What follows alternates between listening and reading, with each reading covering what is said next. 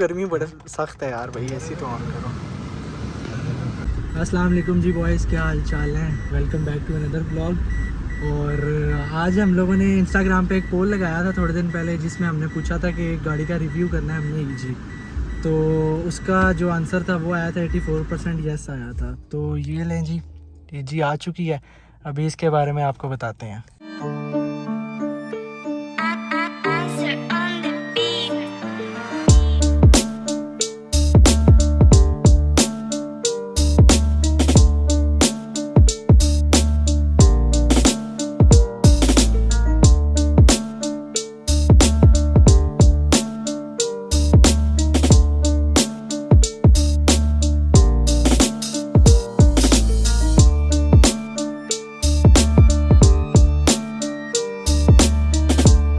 ये जी ईजी जो हमने हसन भाई को बोला था, हसन भाई अपनी ईजी ले आए हैं। ये ईजी खड़ी है, हम ज़रा छाँव में इसलिए आए हैं क्योंकि धूप बहुत ज़्यादा है।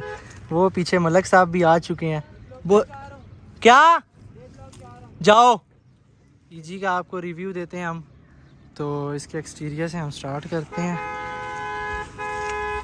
क्या तकलीफ़ है तुम्हें? ईटो पार्टियां करना है, बहुत आमोद बनेगा। ये जी हमारे जो भट्ट साहब हैं, ठीक है, वो ज़रा कैमरा शाय हैं, कैमरे के पीछे हैं, सामने नहीं आ रहे। तो अब हम आपको बताते हैं कि इस गाड़ी में क्या क्या एक्सटीरियर से स्टार्ट करते हैं। भट्ट साहब चलते जाओ। सबसे पहले तो ये बताओ गाड़ी का कलर कौन सा है? Navy blue. Navy blue. ये टोटल गाड़ी जेन्युइन सबसे बड़ा झूठ, ठीक है, क्योंकि ये पूरी गाड़ी शावर हुई हुई है, क्योंकि इतनी पुरानी गाड़ी है, ये कभी भी अपनी ओरिजिनल कंडीशन में रह ही नहीं सकती। सबसे पहले मलक की ले ले। हाँ, मलक की तो टोटल जेन्युइन है ना। साला ये दुख का खत्म नहीं होता बे। ठीक है, सबसे पहले आए इसके फ्रंट बम्पर की तरफ। तो इन्होंने एक लिप लगाई हुई है, RS स्टाइल लिप है, ये RS स्टाइल लिप है, ठीक है। उसके बाद जो इनकी हेडलाइट्स हैं वो क्रिस्टल है, क्रिस्टल हेडलाइट्स, जेन्युइन लाइट्स। फिर उसके बाद रिम की तरफ आए तो BBS का रिम इन्होंने लगाया हुआ है। ऊपर प्रोफाइल क्या है बट साहब? 15। ये एक बहुत मशहूर प्रोफाइल है स्ट्रेच गेम के ऊपर। 8JJ है रिम, 8JJ रिम है, ठीक है। उसके बाद गाड़ी के आगे चले तो ये जो है ये स्टिकर, ये हमारे कारनामे की वजह से लगा हुआ है। क्योंकि एक दफ़ा हम भट्ट साहब की गाड़ी लेकर गए थे, तो ज़रा हमने गाड़ी किस में मारी थी? खैबर में साइड से हमने गाड़ी की थोड़ी सी पप्पी गिरा दी थी। तो जिसकी वजह से उस चीज़ को छुपाने के लिए ना इन्होंने ये स्टिकर लगाया हुआ है। लेकिन गाड़ी के ऊपर बहुत प्यारा लग रहा है। गाड़ी के अगले कैम्बर की तरफ आएँ तो बिल्कुल माइनर सा कैम्बर है आगे से, लेकिन जो बैक वाला कैम्बर है वो बहुत ज़्यादा है। और ये हमने अपने हाथों से किया हुआ है कैम्बर किट्स के ऊपर।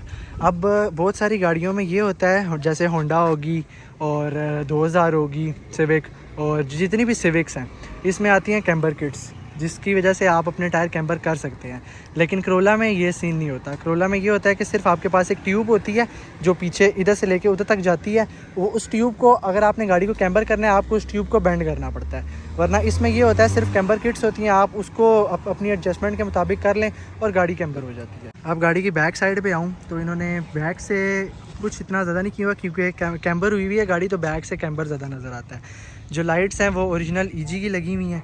और जो बम्पर की निचली वाली साइड पर आ जाए तो इन्होंने जो होंडा की लिप होती है वो ही लगाई हुई है। गाड़ी की बैक में जो एक चीज़ मिसिंग है वो है इसका एग्जॉस्ट। अब आप लोग सोच रहे होंगे कि एग्जॉस्ट किधर है इसका। आपने साहब पहले स्टार्ट में सिनेमैटिक में देख तो लिया होगा कि एग्जॉस्ट कहाँ पर है। एग्जॉस्ट इसका निकला हुआ है जी अगले बम्पर से बाहर। और ऐसा क्यों है? क्योंकि इनके पास पैसे शॉर्ट हो गए थे इनके पास पाइप कम पड़ गया था, इधर से हमने बाहर निकाल दिया। नहीं तो आप भट्ट साहब अगर मेन वजह पे आए तो यहाँ से एग्जॉस्ट निकालने का क्या मकसद है? इसको हम नैप ट्यून करा लेंगे फ्यूचर में। हाँ जी, इंशाल्लाह। मतलब कि ठा कमिंग सून। अब जी आपको ये बताते हैं कि जो ये गाड़ी है ये ड्रॉप किस चीज़ पे है। तो ड्रॉप करने के बहुत सारे तरीके होते हैं, ठीक है। सबसे पहला तरीका आ जाता है लो रिंग्स, ठीक है। फिर उसके बाद दूसरा तरीका जो आता है वो होता है कॉइल ओवर्स का। जैसे अब जो हम अपनी करोला करते हैं वो हम अपने कॉइल ओवर्स पे करते हैं, ठीक है। और जो तीसरा तरीका आता है वो आता है एयर का।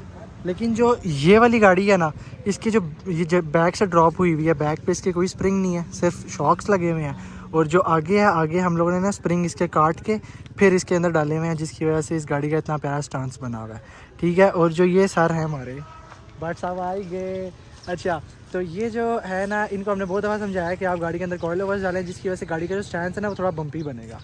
डालते नहीं है कॉइल ओवर, कहते हैं जी नहीं कॉइल ओवर जो है वो बड़े नुकसान देता है, ये है वो है, और इसकी वजह से कॉइल ओवर से इन्होंने अपना ना दूरी इख्तियार की हुई है दूरी इख्तियार की हुई है, और इसलिए इन लोगों ने ना जो पीछे स्प्रिंग निकाले हुए हैं और आगे से जो है वो लो रिंग्स पे की हुई है गाड़ी का आपको इंजन पे दिखाएं तो ये इस गाड़ी का इंजन पे है, जो कि बहुत ज़्यादा गंदा है, क्योंकि ये गाड़ी के बाहर ही ध्यान देते हैं, गाड़ी के अंदर के मामलात पे ध्यान नहीं देते। बट साहब आप बताओ गाड़ी के अंदर इंजन कौन सा है?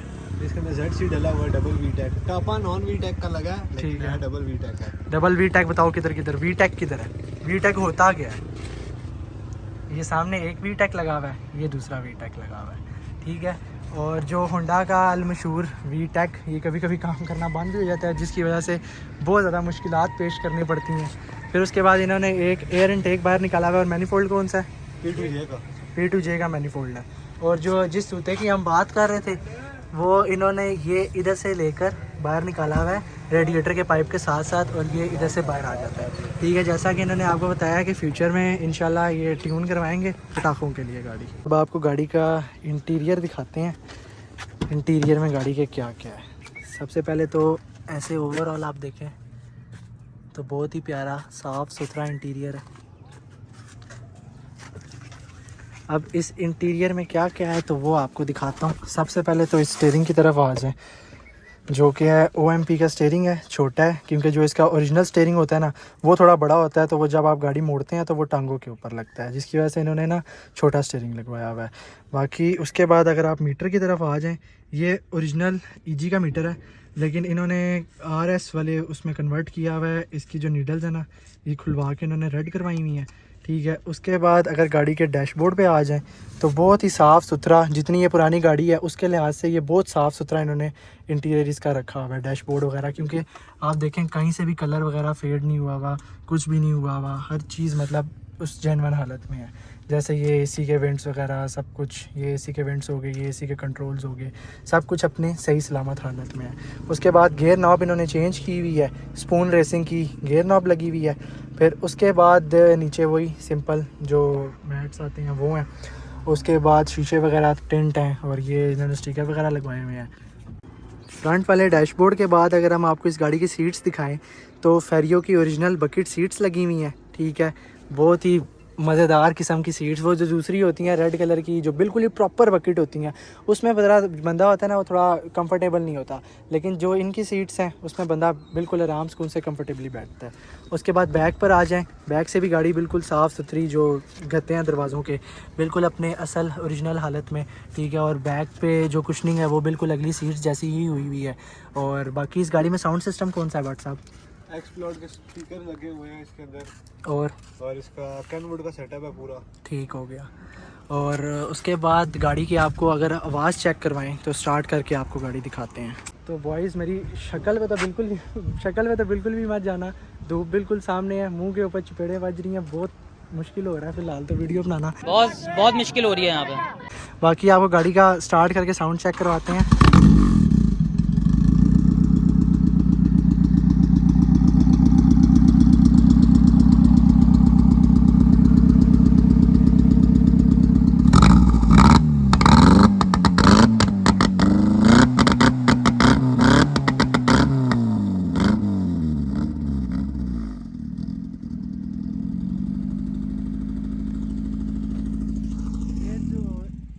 आवाज़ है गाड़ी की बड़ी मज़ेदार बेहतरीन किस्म की है। क्यों? क्योंकि जो स्ट्रेट पाइप नहीं है गाड़ी, जो घाटा होता है आगे जहाँ से वो जो 4 पाइप्स निकल रहे होते हैं इंजन के, ठीक है, वहीं से इन्होंने बाहर निकाला हुआ है, जिसकी वजह से गाड़ी की आवाज़ जो है वो बहुत प्यारी है। स्ट्रेट पाइप एग्जॉस्ट वगैरह कुछ भी नहीं है, वहीं से निकला हुआ है, और गाड़ी की आवाज़ जो है वो बहुत प्यारी है। अब जी जो एक्सटीरियर वगैरह दिखाना था वो तो आपको दिखा चुके हैं। अब आपको गाड़ी के थोड़े से ना रोलिंग शॉट्स दिखाते हैं।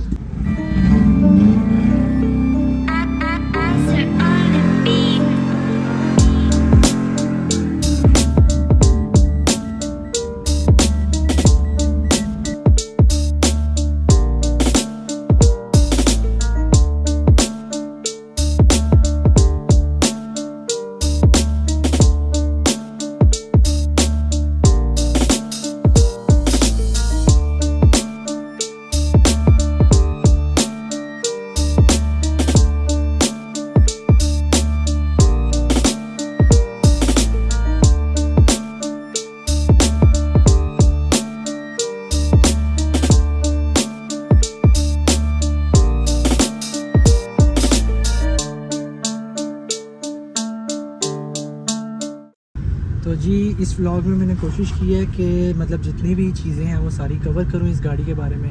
मतलब गाड़ी किस चीज़ पर ड्रॉप हुई हुई है वो मैंने आपको बता दिया, गाड़ी का कैम्बर किस तरह हुआ है वो भी मैंने आपको बता दिया।